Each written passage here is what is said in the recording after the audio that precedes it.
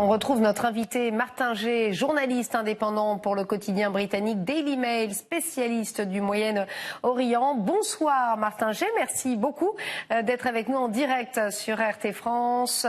L'Iran qui pourrait donc revenir, menace en tout cas de revenir à la situation pré-accord de Vienne de 2015.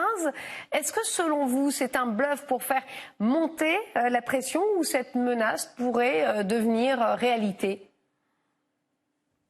Je ne pense pas qu'il s'agisse d'un bluff, je pense que c'est une option très vraisemblable.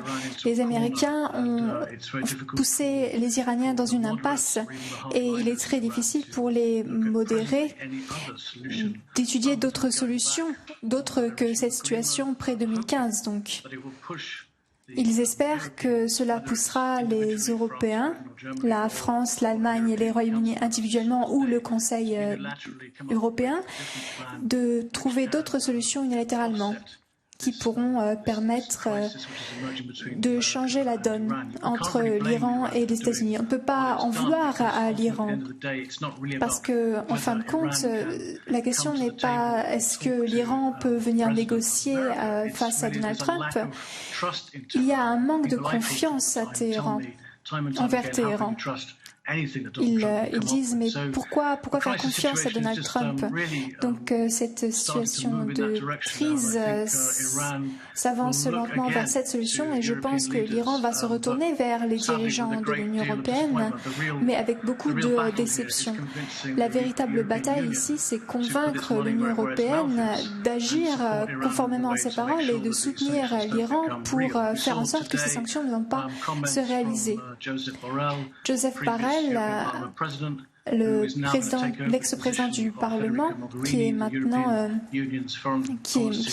été remplacé par Federica Mogherini, qui est plus un porte-parole de la politique étrangère, a dit que nous allons devoir aider l'Iran à éviter ces sanctions, cet embargo. Mais ce sont là des paroles très légères et qui interviennent bien trop tard. Les initiatives de l'Union européenne avec ce mécanisme qui permet à des entreprises européennes d'investir en Iran ne va pas assez loin et arrive bien trop tard.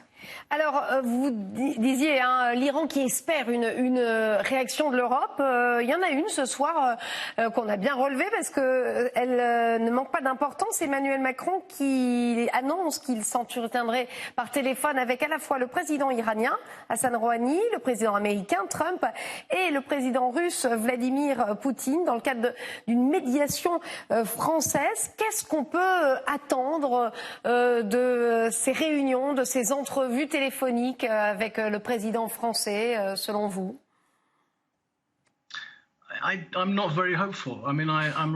Je n'espère pas grand-chose, je suis assez sceptique. Nos dirigeants parlent sans cesse de négociations. Mais comment les dirigeants de l'Union européenne ou la France de son côté peuvent-ils faire pression sur Donald Trump? Donald Trump n'est pas un grand négociateur. Il s'exprime mal, il a du mal à parler anglais, il ne comprend pas vraiment la diplomatie et la négociation. Il répond au pouvoir et aux menaces, et c'est tout.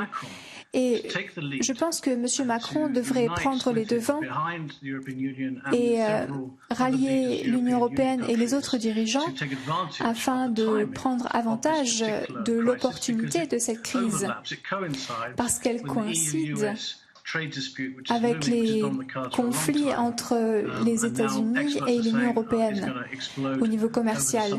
Les exportations vont exploser au cours de l'été. L'Union européenne pense à des mesures rétaliatoires contre les États-Unis et les chiffres augmentent en permanence. Donald Trump est très déçu, très en colère contre l'Union européenne qui exerce des subventions et parle d'embargo contre les importations européennes et du côté de l'Union européenne, c'est la même chose. Donc nous avons une occasion, une marge de manœuvre. La diplomatie peut jouer, mais la question est la suivante. Nos dirigeants ont-ils le courage de faire cela et de s'attaquer directement à Donald Trump? Nous devrions étudier la situation et concilier ces négociations avec ce désaccord commercial et empêcher Donald Trump de bien s'en tirer. Martin G, vous avez vu, ça sera ma dernière question, on a encore peu de temps, mais vous avez vu que pour le moment, l'Europe n'a pas franchement été très, entre guillemets, courageuse. Elle avait dit qu'elle voulait sauver, maintenir cet accord, mais elle s'est quand même pliée du côté des États-Unis en coupant voilà, les relations commerciales. Il y a plein de grandes entreprises, dont Total, qui se sont désengagées de l'Iran. Assez rapidement, s'il vous plaît. Oui, mais lorsque nous étudions ce scénario, cette crise qui a émergé et qui, je pense, peut être imputée à l'Union européenne, nous nous rendons compte que la politique étrangère de l'Union européenne est très complexe, même si cela semble beau sur le papier. En termes de politique concrète, il n'y a pas beaucoup d'action. Et lorsque cet accord iranien, c'est l'Union européenne et Federica Mogherini qui se sont targués d'en être les causes. C'était le premier grand accord international avec l'Union européenne. Et l'Union européenne ne s'est pas privée de dire c'est nous qui l'avons permis, c'est nous qui émergeons en tant que grande puissance diplomate.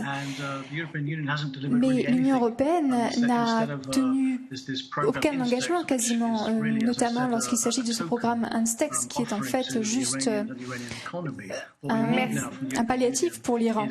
L'Union européenne a besoin d'exercer des mesures plus sévères contre les pays qui ont suivi les projets de Donald Trump.